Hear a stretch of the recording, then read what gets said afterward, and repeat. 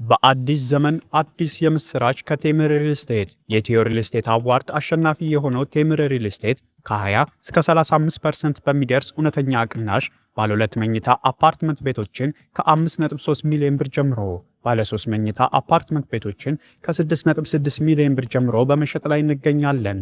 ለኑሮ እጅግ ተመራጭ በሆኑት ሳይቶቻችን ላይ ማለትም በፒያሳ፣ በአሊያንስ፣ በጋርመንት እና በአያት በመሰረት ስራ ላይ ካሉት ወይንም ግንባታቸው ሊጠናቀቅ ከደረሱት ሳይቶቻችን ሲገዙ እስከ 4.3 ሚሊዮን የሚደርስ ቅናሽ ያገኛሉ።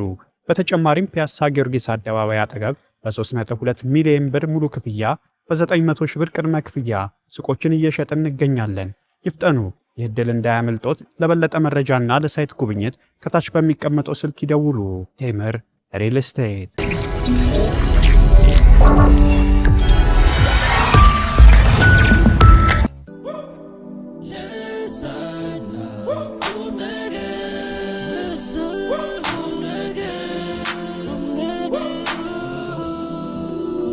አሜሪካ ሰው ስታፈላልግ ከርማ ስትባጅ ነበር ዶናልድ ትራምፕን የሚገዳደር ከወደ ኒውዮርክ አካባቢ አንድ ወጣት ብላቴና ብቅ ብሏል።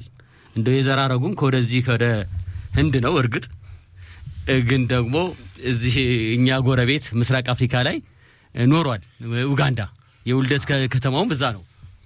አሁን ኒውዮርክ ገብቶ ንግግር ሲያደርግ የማይኩን ድምጽ የቮሊዩሙን ጨምሩልኝ ማለት ሁሉ ጀምሯል። እንደ በመላው ዓለም እንዲሰማ ትራምፕ እንዲሰሙ ማለት ነው። ትራምፕ እንዲሰሙ ዞሃር ይባላል እንግዲህ በእኛ ልጅግር ነው። ኬፕ ታውን ላደገ ይላል።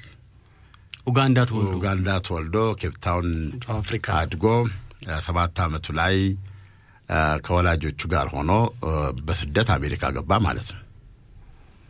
እና ስደተኛ ነው ማለት ነው። አሜሪካ እቺ ነች እንግዲህ ከየትምና እድሉን ትሰጣለች። በአጋጣሚ በ7 ዓመቱ ስለገባ እንደ ማንኛውም አሜሪካዊ የሚያደርገውን የአሜሪካን ካልቸር የተላበሰ ልጅ ነው። ራፐርም ነበር እኮ መጀመሪያ ላይ ራፕ ሞክሮ ነበር። ቡዳ እንደበላው መናገር ማለት ነው። ከኛ ሀገር የወሰዱት እኮ ብለሃል ካሁን በፊት እኮ ይሄ ምንድነው ቀረርቶና ሽለላው እንዲተፈጥሮ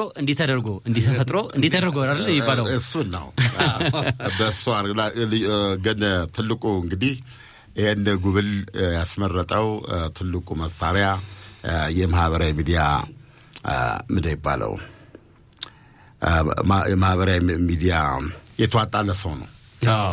እና ሁለተኛ አደባባይ ነው የዋለውና ቅስቀሳው የሚበላው የሚጠጣው የሚለበሰው ላይ ነው፣ ኑሮ ላይ ነው ያተኮረው። እና ተምኔቱም ቀላል አይደለም። ኒውዮርክ እንግዲህ መቼም አንተ ከኔ ተሻለ ስንት ሄዳል ኒውዮርክ? ቢያንስ 2 ያቻታለሁኝ። በጣም እሳት ከተማ እኮ ነች። በጣም እሳት ነች ኒውዮርክ። ውድ ነው በጣም እሳት ነው ሁሉ ነገር። የጦቢያ ሰው ብዙ የለም እዛ ቆመ ብዙ። በርግጥ የቱሪስት ከተማ ነው፣ ግን እንደ ሌሎች ዋሽንግተን እና ሌላ ቦታ እንደምታየው አበሻው ቱር ሲል አታየውም። እኛ የምናውቀው እንግዲህ ወዳጃችን መምህራችን ረዳት ፕሮፌሰር አለምሸቱ እሱ ነው ይዞኝ የዞረው። ከስንት አንድ ነው። አሜሪካ ላይ እኮ ሌሎች ከተሞች ላይ ዲሲ ላይ ለምሳሌ ብትቆም ከ10 ሰው አለምሸቱ ጸሐፊ ነው። ሁለተኛ የዩኒቨርሲቲ መምህር ፕሮፌሰር ነው። ባለቤቱም የሕክምና ባለሙያ ነች፣ ዶክተር ነች። እና ልጆቻቸው እነሱ ይህን ኑሮ ለመጋፈጥ የሚያስችል ሁኔታ አላቸው እኮ። በነገራችን ላይ አንድ ሰው አሜሪካን ሀገር የት ነው የምትኖረው ስትለው ቦታውን ሲጠቁም ኒውዮርክ ሰምቻለሁ፣ ቨርጂኒያ፣ ሜሪላንድ ቦታውን ሲጠቁም ይኸውልህ ዓመታዊ ገቢውንና አጠቃላይ ወራዊ ደሞዙን በተዘዋዋሪ መገመት ትችላለህ የት እንደሚኖር ሲነግርህ። ሌሎች ደግሞ አሉ የኛም ወዳጆች የሚኖሩበት ከከተማ ርቀው ወደ ጠረፉ አካባቢ ኑሮ የሚረክስባቸው ደግሞ ከተሞች አሉ፣ ዳር ሀገር። እዛ ደግሞ ስትሄድ እንዲህ ተመሳሳይ ነገር ታያለህ። እርግጥ ያንተ አይነት ሰው አይጠፋም፣ ጥቁሩና ስደተኛው አይጠፋበትም። ምክንያቱም ያረጋስ ወዳሉት ከተሞች ደግሞ ትሄዳለህ። ብዙ ሰው እኮ ሙቪ ያደርጋል ከአንዱ ከተማ ወደ ሌላ ከተማ ኑሮ ቤቱ ምን ሁሉ ነገር ረከስ ያለ እፎይ በለ እንትሉም አትክልቱም ምንም ሱፐርማርኬቱም ቀለል የሚልበት ማለት ነው። የእርሻ አካባቢ ነው የሚሆነው። አዎ አሁን እኔ በማቃት ማለት ነው። እኔ በማቃት ኢየሩሳሌምና ቤርሼባ መኖር አብሮ አይደለም። ኢየሩሳሌም ሳጥን የምታህል ቤት ምትገዛውን ቤርሼባ ጥሩ ሳሎን ትገዛበታል። ለዚህ ነው ወደ ቤርሼባ የከተምከው። እኔ ቤርሼባ ነኝ። ወደ አትክልቱም ጎራ ሄድክ እንደሆነ ወደ ገበያ ሄድክ እንደሆነ የድሮ መርካቶን ያስታውሳል። እንደዛም ሆኖ ነው እኔ ከኢየሩሳሌም ተነስቼ ቤርሼባ ድረስ መጣ ስልክህን አጥፍተህ እንደው የአካባቢው ከንቲባ ነኝ ማንም ሰው ይመጣና ለምነቢል መተው ቤቴ ድረስ ያገናኙዋል ነበር ያልከኝ። ኖ ስልኩን አላጠፋው። አንዳንድ ጊዜ አትገናኙ ስላለን ደረጃን ላገኝ እኮ ኢየሩሳሌም ሄጃለሁ ነኝ። ደረጃ ኃይሌ ኢየሩሳሌም መጥቶ እንዴት ወዴ እንደባባ አገር የጠፋ ልጅ ይመስል ጊዜው ደግሞ ክረምት ነበር። አንድ ጥቁር ያኬት ነበረኝ የብርድ መከላከያ እሱን አድርጌ እዛ ወረድኩ ማለት ነው። ኢየሩሳሌም ወረድኩ። ደግሞ ዜናነ መኮንን አለ ነፍሱን ይማረውና እና ሰማይ ነፍሱን ይማረው ነው። ወደዛ እንገባ።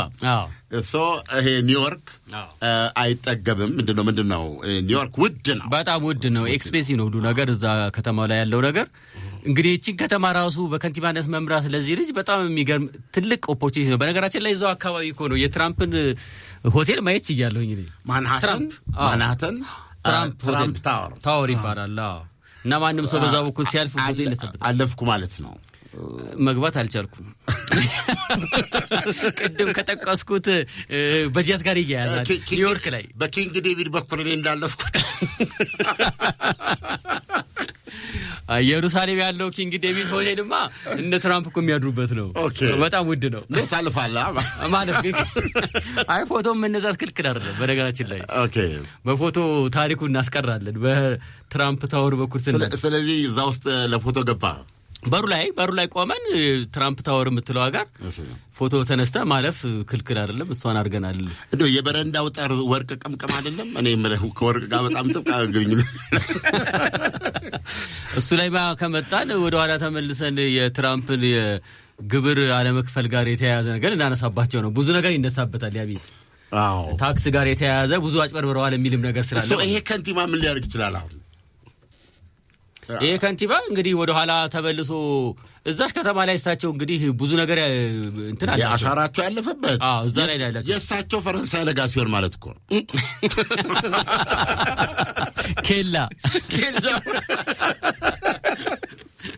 ኬላቸው ግን እኮ እሳቸው ወሪ አስቀደመውም እኮ በሱ ላይ ሲያሟሩትበት ነበር። እንዳትመርጡት ትመርጡ እንደሆነ ከዚህ ከፌደራል መንግስት የሚሰጥ በጀት አለ ለኒውዮርክ ከተማ እሷን ይዛሉ እያሉ ሲያስፈራሩ ነው። ኦሬዲ ይዘዋል። 18 ቢሊዮን ዶላር የመሰረተ ልማት በጀት ይዘዋል። አልሰጥም ብለው ገና ጨምራለሁ ነው የሚሉት። ወይ ደግሞ አብሮ ከሰራ እኔ ኒውዮርክ ሰክሰስፉል እንድትሆን የምፈልገው ብለዋል። ትንሽ ስለው ሰውየው አንዳንድ ዳራ ያስፈልጋል። አንዳንድ ዳራ በነገራችን ላይ ኢትዮጵያኖች ደስ ሊለው የሚችለው ኒውዮርክ እንዳሉ አውቃለሁ የኛ ሰዎች። ግን ድምጽ ሰጥተውታል ማለት ነው። ስማችን ጠቀሰኮ የኒውዮርክ ሰዎች አይደለም ብዙ ግን ደስ ያለኝ ማይ ኢትዮጵያን እንዴት ምትሉት አንቲስ ብለዋል። እና ይሄ ትንሽ ደስ የሚያሰኝ ነው። የተለያዩ እንግዲህ እና ዓለም ምናምን ሄደው እና ዓለም መርጠው ይሆናል። ጥቂት አበሾችም ታይቷል፣ ካሜራ ላይ ገብተዋል ማለት ነው። እሱ እንግዲህ የተነሳበት ዓላማ በእውነት የሚደነቅ ነው። የዓለማችንን የቁጥር 1 የገንዘብ ከተማ ናት ኒውዮርክ። የዓለማችን ኑሮ ውድነት መገለጫዋ የሆነች የሀብታሟ የዩናይትድ ስቴትስ አሜሪካ ሀብታሟ ከተማ ናት። የቱሪስትም ከተማ ነች። ከተማው ላይ 5 ሚሊዮን ሰው ገብቶ የሚወጣበት ሀገር ነው። ይሄ ወጣት ያለው ደሰርቶ በሊው የምትቻይ ሀገር አድርገሻለሁ ነው ሲምፕል ያለው። ኒውዮርክንም ያህል ገብቷል። በኑሮ ውድነቷ የምትታወቅ የፊልም ስታሮች መታያ ናት እኮ አይደል? የከሌ ቤት የሚባልበት ሳጥን ለምታክል አፓርትመንት እዚህ መሀሉ አካባቢ መሀሉ የት ጓ ነው? መሀሉ ይሄው የቱሪስቱ መናኸሪያ ያለበት ነው። ሁሉም በጣም የሚታይ አካባቢ ነው ግን በዋናነት አፓርትመንቱ ብዙ ጊዜ ሲሰማ እንትኑ በጣም ኤክስፔንሲቭ ነው በአንድ ክፍል ሁለት ክፍል እዛ መከራየት በጣም አይደለም እሱ ኒውዮርክ ያየሁት ለአንድ ሰዓት ፓርኪንግ $7 ነው አይዚ አፎርደብል አይገኝም እሱ ነው አፎርደብል ሳይሆን እሱንም ከሳምንት በፊት ኦንላይን ገብተህ እመጣለሁ የዛሬ ሳምንት ያዙልኝ ብለህ ለዛ ሰዓት ብለህ $7 ነው ስቲል በአዲስ ዘመን አዲስ የምስራች ከቴምር ሪል ስቴት የኢትዮ ሪል ስቴት አዋርድ አሸናፊ የሆነው ቴምር ሪል ስቴት ከ20 እስከ 35% በሚደርስ እውነተኛ ቅናሽ ባለ 2 መኝታ አፓርትመንት ቤቶችን ከ5.3 ሚሊዮን ብር ጀምሮ ባለ 3 መኝታ አፓርትመንት ቤቶችን ከ6.6 ሚሊዮን ብር ጀምሮ በመሸጥ ላይ እንገኛለን። ለኑሮ እጅግ ተመራጭ በሆኑት ሳይቶቻችን ላይ ማለትም በፒያሳ፣ በአሊያንስ፣ በጋርመንት እና በአያት በመሰረት ስራ ላይ ካሉት ወይንም ግንባታቸው ሊጠናቀቅ ከደረሱት ሳይቶቻችን ሲገዙ እስከ 4.3 ሚሊዮን የሚደርስ ቅናሽ ያገኛሉ። በተጨማሪም ፒያሳ ጊዮርጊስ አደባባይ አጠገብ በ3.2 ሚሊዮን ብር ሙሉ ክፍያ በ900 ሺህ ብር ቅድመ ክፍያ ሱቆችን እየሸጥን እንገኛለን። ይፍጠኑ!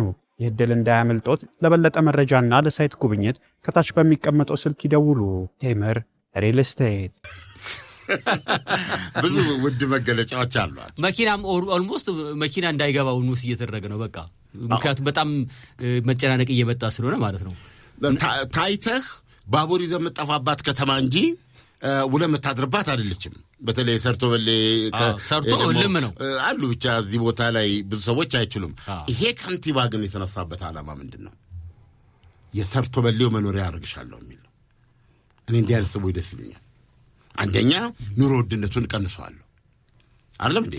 ሸቀጥ አስቤዛ እሱን በስፋት እናስገባለን እሱን ያለው አውቶቡስ በነፃ ቻይልድ ኬር እስከ 6 ዓመት በነፃ ስንት ነው ቻይልድ ኬር ስራ ደርሰ ለመምጣት 8 ሰዓት መታቆይበት ክፍያ ወገብን ነው የሚሰብረው በነፃ የቤት ክራይ ለተወሰኑት አቀዘቅዛሉ ለተወሰነ ጊዜ እንዳይከፍሉ ማለት ነው።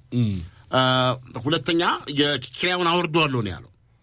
አፎርድ እና በመትኩ የኪራይ ቤቶችንና የሚከራዩና የመኖሪያ አፎርደብል በሆነ ዋጋ ነዋሪው እንግዲህ ኒውዮርክ አድረ እንደማታቃቃሉኝ አደርኩ እኮ አድሬያለሁ። ሰው ቤት ማታ አምራት ያደርኩ ሆቴልም ማላድር አልችልም አልኩ እኮ የራስን ተከራይተ አንድ ሳምንት ቆይተ መምጣት ትችላለህ። ሙሉ ዕቃ ያለበት አንድ ወር ወደፊት ትችላለህ። አጠቃላይ እዚህ ያለኝን አጠቃላይ አንድ አመት ገቢዬን እያልከኝ ከዚህ በኋላ እኮ ነው የማወራ። ከዚህ በኋላ ኦፍ ኮርስ 2 አመት ስጠው የሰውዬ ከተሳካለት እንደዚህ አይነት መካከለኛ የድሃ ነዋሪ ሊገዛቸው የሚችሉ ቤቶች የሚከራዩ አደርጋለሁ ነው ያል። በእውነት ነው የምነግርህ።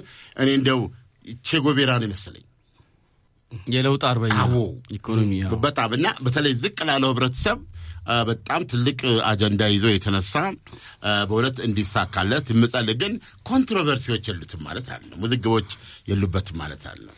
ኮንትሮቨርሲዎች አሉበት። እንደገና ከትራምፕም ጋር ያለው ጠብ እንደቀላል የሚታይ ነገር አይደለም። ፖለቲካል አቋሙን በተመለከተም አሁን እንግዲህ የኢትዮጵያ የአሜሪካ ወዳጅ እስራኤል ነች እና አንቲ ሴሜቲዝም የሚባለው አይነት እንቅስቃሴዎች እጁ አለ የሚል ጥያቄ ይነሳል። ያንን ይቃወማል። ሌሎች እንግዲህ አሜሪካ የምትጋፈጣቸው አሁን ፕሬዚዳንት ትራምፕ እየወሰዱ ያሉት እርምጃም አንዱም የአንቲ ሴሜቲዝም የተባለውን እንቅስቃሴ ነው። እሱ እዛ ውስጥ አለበት። ግን እየታወቀ አይደለም ወይ? አሁን የዲሞክራሲ አንዱ ነገር ይሄ እየታወቀ አይደለም ወይ? ወደ ምርጫው የገባው ምርጫውንስ ማሸነፍ የቻለው ምርጫውን ማሸነፍ ችሏል። ግን ይሄንን እሱ እያስተባበለን የሚገኘው ነገር ግን እንደዚህ አይነት ነገሮች በማንኛውም መመዘኛ የሚወገዙ ናቸው። ጥያቄው ስኖት አንቲሴሚቲዝም ሆኖ ሳይሆን አንድን ሰው በማንነቱ ሙስሊም ስለሆነ ይሁዲ ስለሆነ ክርስቲያን ስለሆነ ሂንዱ ስለሆነ ኤቲስት ስለሆነ ሂንዱ ስለሆነ እንደዚህ ያልክ ልትል አትችልም። እሱ የሚከራከረው ምንድነው? አንዳንድ ጥያቄ የሚጠይቁታልና ወደ እስራኤል ትሄዳለህ ብለውታል። ብዙ ጊዜ የኒውዮርክ እንደዚህ ይሄዳሉ ሲል ወደዛ ምን አደርጋለሁ እዚሁ ይሁዳውያን አሉ አለ እና ከይሁዳውያን ጋር ሰላም ነኝ አለ እና ከይሁዳውያን ጋር ሰላም ነኝ እና በእስራኤል ላይ ያለው አቋም ግን ይለያል። ግን ይሄን እንግዲህ አንዳንዶቹ ትክክል ነው እስራኤል ሌላ ሀገር ናት ራሷን የቻለች ሀገር ናት እና በራሷ ድርጊት ነው መታየት ያለባት በዚህ በኩል ደግሞ አይሁዳውያን አሉ አይሁዳውያን እንደማንኛውም ህዝብ ጥቅማቸውን ፍላጎታቸውን አክብሮ ሊሰራ ከነሱ ጋር ይበቂ ነው የሚሉ አሉ ሌሎች ደግሞ ይሄ አደገኛ አካሄድ ነው ይላሉ አደገኛ ላይክ ምንድነው ይባለው እንደውም ክፉ ጠላትነት ነው ይባላል የማይለያዩ ነገሮችን አንዱን እንደምትወድ አድርጊ ለመለያየት የሚሄደው ነገር ስለሆነ ያካሄዱ ዋጋ ያስከፍለዋል ይላሉ እንደውም ኢቭን አንድ የእስራኤል ሚኒስትር ሊያስኳቸውም ይሁዳውያን ውጡ ነው ያሉት ወደዛ ኑ ወደ እስራኤል እስከማለት ነው የደረሱት ከፍተኛ በነገራችን ላይ ኒውዮርክ ላይ እኮ ቁጥራቸው ቀላል የማይባል ይሁዲዎች ናቸው ያሉት በጣም ሀብታሞች እና በጣም ትልልቅ ሲኖጎጎችም አሉ እዛ ጸሎት የሚደረግባቸው ምኩራቦች አሉ እና ቁጥራቸውም ቀላል የምትለው አይደለም ኢኮኖሚንም የሚያንቀሳቅሱት እነሱ ናቸው እና አሁን ይሄኛው እኮ የእስራኤል ሚኒስትር ንግግር ምናልባት ኢኮኖሚውንም በተወሰነ ደረጃ ሊያነቃንቀው ከቻለ ሊጎዱትም አስበው ከሆነ የነሱ ወደዛ ሙቭ ማድረግ የራሱ የሆነ ጉዳት ያመጣ እንደገና ከዶናልድ ትራምፕ በጀት መከልከል ጋር ተያይዘው ትራምፕማ የሚሉት ሰው የኮሚኒስት ነው ለሚሉት ኮሚኒስት ነው በዲሞክራት ስም ይመጣ ማለት አሁን የሆነ አሁን ባለፈው የሰጡ መግለጫ እኔ ትንሽ ጥሞኛል ዋቴቨር ኒውዮርክ እንዲሳካላት ነው የምፈልገው ስለዚህ እሱም ዋይት ሃውስን ያክብር ዋሽንግተንን ያክብር በጣም ነው የሚያጣጥላቸውና እሱን ያክብር ለእንትን እሰራለሁ የሚል ትውትነት አይችባቸዋል ባለፈው በሰጡት ድንጋጤው መሰለኝ ግን ክልብሽ ያለባቸው ጊዜ ማናናቅም ነበር ሊሆን አይችልም ብለው ገምተውም ነበር ውጤቱን ሲያውስ ግን ሌላ ሆነ ውጤቱ ሌላ ነው እዛ ብቻ አይደለም እኮ በነገራችን ላይ እኮ የተለያዩ ቦታዎች ኒው ጀርሲም ቨርጂኒያም ካሊፎርኒያም የተወሰኑ ምርጫዎች ነበሩ እና ዲሞክራቶች ናቸው ያሸነፉ ያሉት ዲሞክራቶች ናቸው ኤኒዌይ ለኒውዮርክ ብዙ የመጀመሪያ ታሪክ ሰርቷል ከመቶ ዓመት ወዲህ በዚህ እድሜ የኒውዮርክ ከንቲባ ሆኖ ወደ መመረጥ ዘያንግስት በጣም 34 በመሆን ሰርቷል የመጀመሪያው ሙስሊም ከንቲባም ነው እነዚህ ሁለት መጀመሪያዎች አሉት ያነሳው መፈክር ለኔ ጣመኝ ነው መቼም እኔ ኒውዮርክ እየኮሎራለሁ ብዬ አይደለም ታምራት ግን እንደ ሰው ለሰዎች ሲቀላቸው ደስ ይለኛል እውነት አይ እኛም ሄደን ከቀለለን ባዶ እጃችን አንመለስም እሱ ዋናው ቀለል ይበላል ሁላችንም እሱም አንዱ ነው ለማንኛውም እንትኑን ደስ ይለኛል እንዲህ አይነት ሰዎች በጣም ወደ ህዝቡ የወረደ ነው የቀስቀሳ መንገዱ ሁሉ በገበያዎች ቦታ ላይ ይሄ ቤዚካሊ እንደዚህ ማህበረሰብን ይመክራል እና የማህበረሰብን ሪፍሌክት ያደረገ የማህበረሰብን መሻት ጥያቄ ኒውዮርክን አረክሳለሁ ማይ ጉድነስ ይሄ በጣም አብዮተኛ ሰው ነው ሜቢ የምርጫ ጉዳይ ካልሆነ በስተቀር አይ ዶንት ቲንክ ኒውዮርክን በዛ ደረጃ ማርከስ ግን ምክንያቱ የቱሪስት ከተማ ከመሆኑ አንፃር በጣም እንቅስቃሴ 24 ሰዓት የምትሰራ ኮሌጅ ይሄ አሁን ታይም ስኩዌር የሚባለው ቦታ ላይ እኮ ቀን ነው ቀኑም ቀን ነው ማታውም ቀን ነው ሰው ግጥም እንዳለ ነው አካባቢው ላይ ምን አለ ንግዱ ሁሉ 24 ሰዓት ሽያጩ ምናምን የሚከናወንበት ምናምን ነገር ነውና እንዳልከው እዛም ደግሞ ውለው ደግሞ ከተማ የሚወጡ አሉ ወደ ኒው ጀርሲ ወደዛ የሚሄዱ አሉ ትራንስፖርቱ ምንም አማራጭ ስለሆነ ማለት ነው ግን ህንጻዎቹ ምናምን ስትመለከት የፋይናንስ ከተማ መሆኗንም ስትመለከት ከፍተኛ የሆነ የዓለም ገንዘብ አክሲዮን የሚንቀሳቀስበት ቦታ ነው እስቲ እድልስተ አይቻታለሁ ብለህ ታስባለህ ኒውዮርክን ማለት በወፍ በረር በአዲስ ዘመን አዲስ የምስራች ከቴምር ሪል ስቴት የቴምር ሪል ስቴት አዋርድ አሸናፊ የሆነው ቴምር ሪል ስቴት ከ20 እስከ 35% በሚደርስ እውነተኛ ቅናሽ ባለ 2 መኝታ አፓርትመንት ቤቶችን ከ5.3 ሚሊዮን ብር ጀምሮ ባለ 3 መኝታ አፓርትመንት ቤቶችን ከ6.6 ሚሊዮን ብር ጀምሮ በመሸጥ ላይ እንገኛለን። ለኑሮ እጅግ ተመራጭ በሆኑት ሳይቶቻችን ላይ ማለትም በፒያሳ፣ በአሊያንስ፣ በጋርመንት እና በአያት በመሰረት ስራ ላይ ካሉት ወይንም ግንባታቸው ሊጠናቀቅ ከደረሱት ሳይቶቻችን ሲገዙ እስከ 4.3 ሚሊዮን የሚደርስ ቅናሽ ያገኛሉ። በተጨማሪም ፒያሳ ጊዮርጊስ አደባባይ አጠገብ በ3.2 ሚሊዮን ብር ሙሉ ክፍያ፣ በ900 ሺህ ብር ቅድመ ክፍያ ሱቆችን እየሸጥን እንገኛለን። ይፍጠኑ! ይህ ዕድል እንዳያመልጦት። ለበለጠ መረጃና ለሳይት ጉብኝት ከታች በሚቀመጠው ስልክ ይደውሉ። ቴምር ሪል ስቴት። 2 ጊዜ አይቻታለሁ። አይታታል? ኦኬ። እኔ አቶ ዓለም ነው ይሄን ነገር እንትን ያለኝ ምንድነው ነው አይ ዶንት ኖ ከምን ላይ ድሮ እኔ ኒውዮርክ አንድ ከተማ ነው የምትመስለኝ የነበረው። ኢቭን ደሴት መሆኗን አላውቅም ነበር። ደሴት ላይ ነች ያለችው፣ ጫፍ ላይ ነች ያለችው። ነው ደሴቶች አሏት። ደሴቶች አሉ እኮ እዚህ የነጻነት ሐውልት ምናምን ያሉበት አካባቢው እኮ ራሱ ላይ ያለ ደሴት። ደሴት ላይ ነው ያለችው። በባህርም በመንድሮ በጀልባ የምትንቀሳቀሰው የምትጎበኘው ማለት ነው። ከዚህኛው እዛኛው ሄዳ ከዛኛው ማንሃተም ደርሰ ተመልሰ እንደገና ወደዚህ ትመጣለህ። ወደ ደረቁ መሬት ደግሞ ትገባለህ። ትንሽነቷማ ግን አንድ ቦታ ላይ ግን የሀገር ኢኮኖሚ የሚንቀሳቀስበት ነው። እዛች ቦታ ላይ ምንድነው አስማቱ? ያው ዎል ስትሪት ላይ ኦፍ ኮርስ ይሄ በሬው ያለበት ማለት ነው። እንዴት ነው ዎል ስትሪት የሚያደርጉት? እዛ አክሲዮን እኮ ገበያ ቦታ ነው እሱ። ገባው ነው። አይ አክሲዮን ውስጥ እንዴት አድርገን በቃ ከውጭ ነው እንጂ ያው በውጭ የምትመለከተው ነገር አለ። ግን ውስጥ የአክሲዮን ሽያጭ እኮ የዓለም አክሲዮን እኮ ዛሬ በየደቂቃው እኮ ወጣ ወረደ የሚባልበት ነው። የዚህ ገባዳል እሱ። አሁን እንግዲህ እየመጣልን ነው። በብር እናረጋው እንደሆነ አላውቅም። ኢትዮጵያ ውስጥ ስንት የሰማው ለምን አይጀምሩት? አክሲዮን ካፒታል ገበያ ተቋቁሟል። እንግዲህ ሰዎች እጃቸው ላይ ብር አያስቀምጡ ነው ዋናው ነገር። እና ያቺ ያለቻቸውን ገንዘብ ወደ አክሲዮን ከተዋት በየደቂቃው ወይ ከፍ ይላል ወይ ዝቅ ይላል ነው። እኔ ግን ጥያቄ አለኝ። እኔ የካፒታል ገበያ ቢቋቋም ከደስተኞች ውስጥ ነኝ። ኦኬ። ግን ጥያቄዎች አሉኝ። ምክንያቱም ከዚህ በፊት የተቋቋሙ አክሲዮኖች አሉ። የባንክ ናቸው። የባንክ ብቻ ሳይሆን ብዙ በአክሲዮን የተቋቋመ ሲሚንቶ ፋብሪካ፣ ቢራ ፋብሪካ ጥራልኝ ማቱን ይቋቋማል።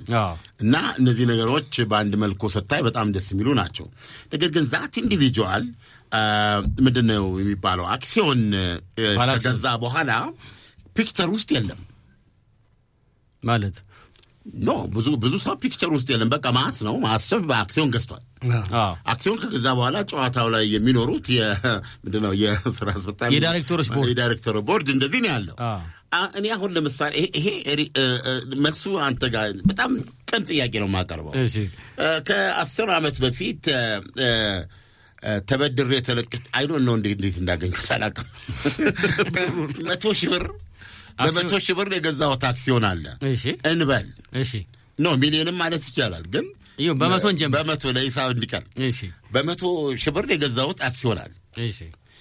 ከዛ በኋላ አክሲዮኑን አንተ ገዝተሃል።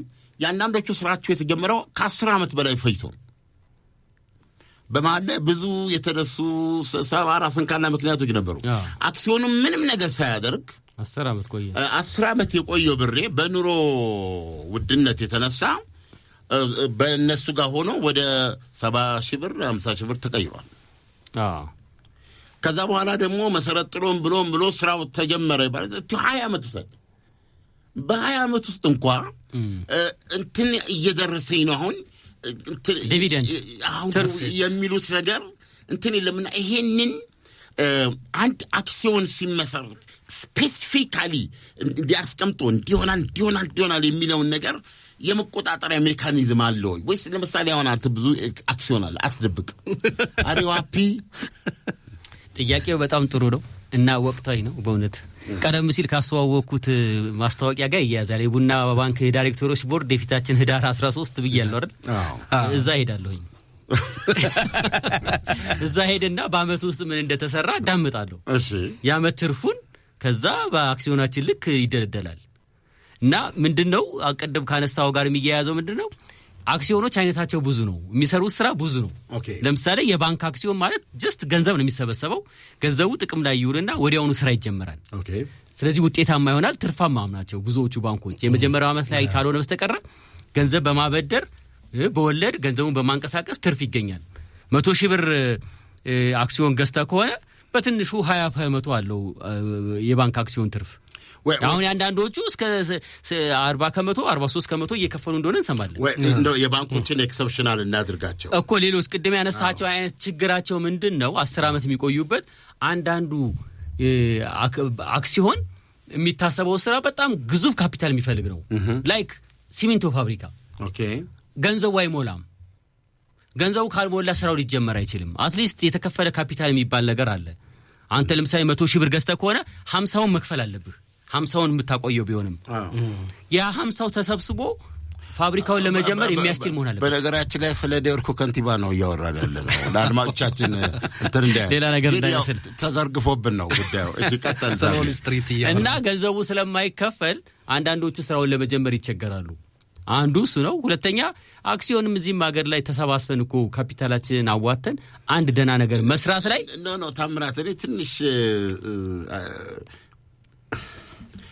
ለምሳሌ አንዳንድ አክሲዮኖች አክቲቭሊ ስራ ጀምረው ፍሬ እያፈሩ ነው ተብሎ በማይጠበቅበት ሁኔታ የቦርድ አባላቱ የስራንትኖቹ እንደው ተሻሻለ ኑሮ አይባቸዋለሁ። ለምሳሌ እንደው ዱባይ ሄዶ ረፍ ብሎ የመምጣት ነገር ያለው ደስ የሚለኝ ሰዎች ሲደሰቱ ነው። እዚህ ጋር ደግሞ በግራስ ሩት ሌቭል አይን አክሲዮን የገዛው ማሱ አንችልም። እኛ ኢኮኖሚያችን ዳዝቦች ነን። ገብቷል። ዳጎስ ያለ ነገር እንደዚህ አናመጣም ያለችንን ነው። እና ያ እነሱ ጋር የማየው መንሰራፋት የማየው አማርኛው ጠፋኝ። እንደው ፎለፎል የሆነ ህይወት እዚህ ታች ነገር አይገለጽም። አንደኛውን ሲወጣ አንድ ገንዘብ አክሲዮን የሱ ላስረዳ ምክንያቱን ቀናሁ እንዴ የሱ ጉዳይ ሳይሆን ባለ አክሲዮኖች ለአንድ አክሲዮን ሲቋቋም መስራቾች የሚባሉ አሉ። መስራቾቹ ከፍተኛ ገንዘብ የሚያወጡ ናቸው ወይ ደግሞ የእውቀት መዋጮ የሚያዋጡ ናቸው። ማለት በዘርፉ ላይ እውቀት ያላቸው ሰዎች ናቸው። የዳይሬክተሮች ቦርድ ምርጫም ግን ያ እውቀታቸው መገለጽ ያለበት ያንን እውቀት ፈልጎ እዛ ጋር ታች ያለ ያስገባ ሰዋልና የሱ ሁኔታ ኦፍ ኮርስ ትንሽ ግራ ዘመም ችግር የለውም። ባለአክሲዮን የዳይሬክተሮች ቦርድ ብዙ ጊዜ የሚመረጡት ከፍተኛ ባለአክሲዮኖች የሆኑ ሰዎች ከፍተኛ ያዋጡ ሰዎች ማለት ነው። እንደዛ ነው። ከፍተኛ ገንዘብ ያዋጡ ሰዎች የዳይሬክተሮች ቦርድ አባል ይሆናሉ። ለምንድነው? ከፍተኛ ገንዘብ የሚወጣ ስለሆነ ኮንሰርን አላቸው። ይሄ በህግም የተደገፈ ነገር ስለሆነ ማለት ነው። አለበለዚያ ደግሞ እንደኔና እንዳንተ አይነት ደግሞ ከሆነ ታዋቂ ሰዎች ወይ ምናምን ከሆነ ደግሞ በእውቀት እኔ የምፈረደው በገንዘብ ነው። 10,000 ነው የምገዛው። 10,000 ገዝተህማ የዳይሬክተሮች ቦርድ አባል የመሆን እድልህ ጠባብ ነው። አይሆንም። ይኸውልህ እዛ ላይ በህዝብ ፊት ነው የምትመረጠው። ስንት አክሲዮን እንደገዛ ትናገራለህ፣ ልምድህን ትናገራለህ። 10,000 ይዘህ 10 ሚሊዮን 20 ሚሊዮን ከገዙ ሰዎች ጋር የዳይሬክተሮች ቦርድ አባል ለመሆን ድምጽ ለማግኘት ትቸገራለህ። ስለዚህ እኔ ቦርድ አባል እኮ አልጠየቅኩም።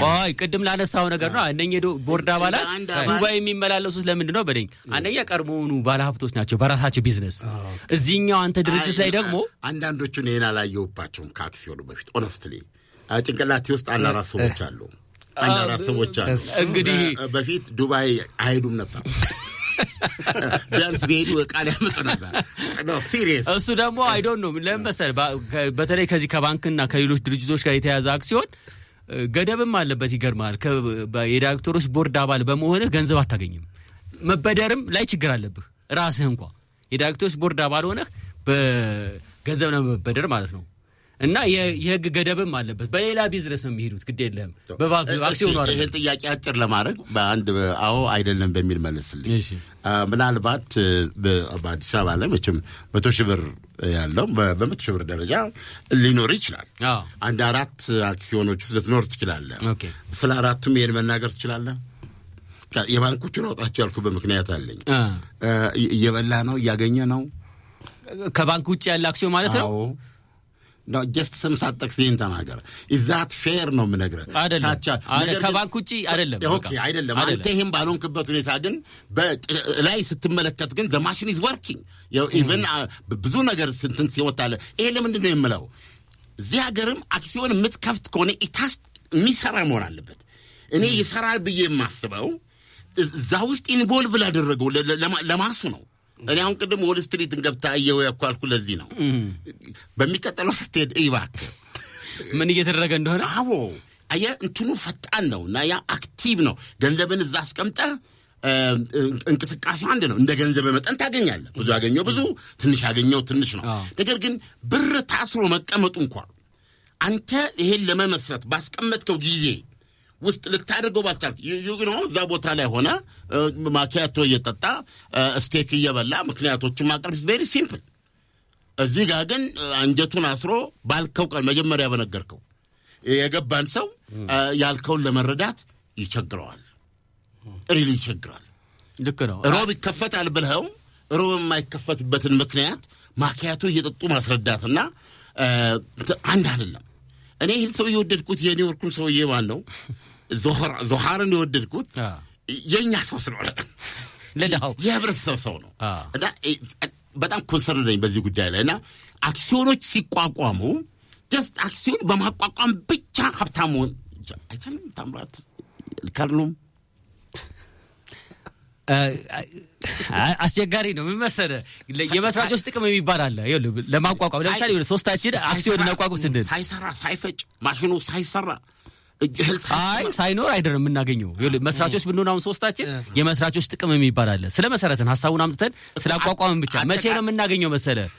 ማትረፍ ሲጀምር ይሄ ድርጅት ያቋቋመው ድርጅት ስራ ጀምሮ ማትረፍ ሲጀምር ከትርፉ ላይ 5% ይሁን 10% አስቀድመን እናገኛለን። ሲሰራ ካልሰራስ ምንም አናገኝም።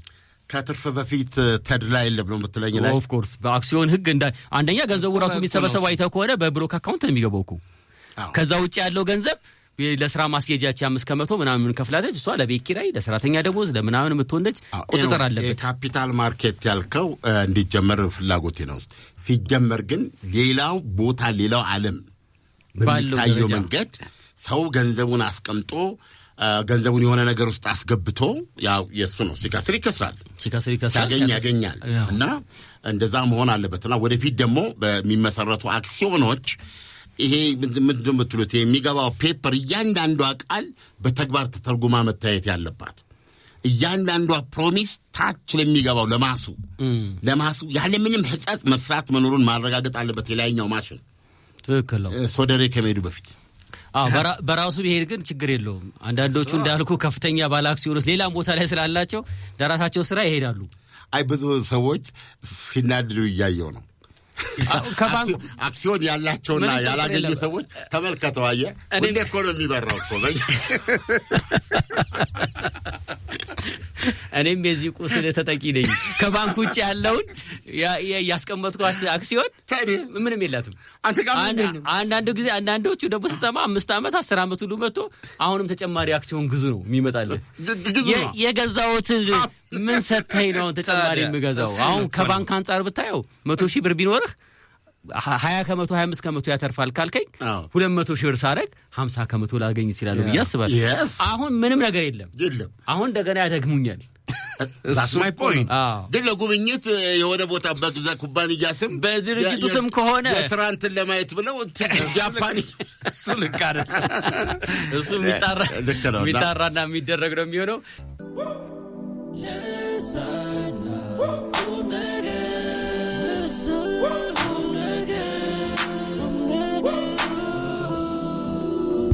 በአዲስ ዘመን አዲስ የምስራች ከቴምር ሪል ስቴት። የኢትዮ ሪል ስቴት አዋርድ አሸናፊ የሆነው ቴምር ሪል ስቴት ከ20 እስከ 35% በሚደርስ እውነተኛ ቅናሽ ባለ 2 መኝታ አፓርትመንት ቤቶችን ከ5.3 ሚሊዮን ብር ጀምሮ፣ ባለ 3 መኝታ አፓርትመንት ቤቶችን ከ6.6 ሚሊዮን ብር ጀምሮ በመሸጥ ላይ እንገኛለን። ለኑሮ እጅግ ተመራጭ በሆኑት ሳይቶቻችን ላይ ማለትም በፒያሳ፣ በአሊያንስ፣ በጋርመንት እና በአያት በመሰረት ስራ ላይ ካሉት ወይንም ግንባታቸው ሊጠናቀቅ ከደረሱት ሳይቶቻችን ሲገዙ እስከ 4.3 ሚሊዮን የሚደርስ ቅናሽ ያገኛሉ። በተጨማሪም ፒያሳ ጊዮርጊስ አደባባይ አጠገብ በ3.2 ሚሊዮን ብር ሙሉ ክፍያ በ900 ሺህ ብር ቅድመ ክፍያ ሱቆችን እየሸጥን እንገኛለን። ይፍጠኑ፣ ይህ ዕድል እንዳያመልጦት። ለበለጠ መረጃና ለሳይት ጉብኝት ከታች በሚቀመጠው ስልክ ይደውሉ።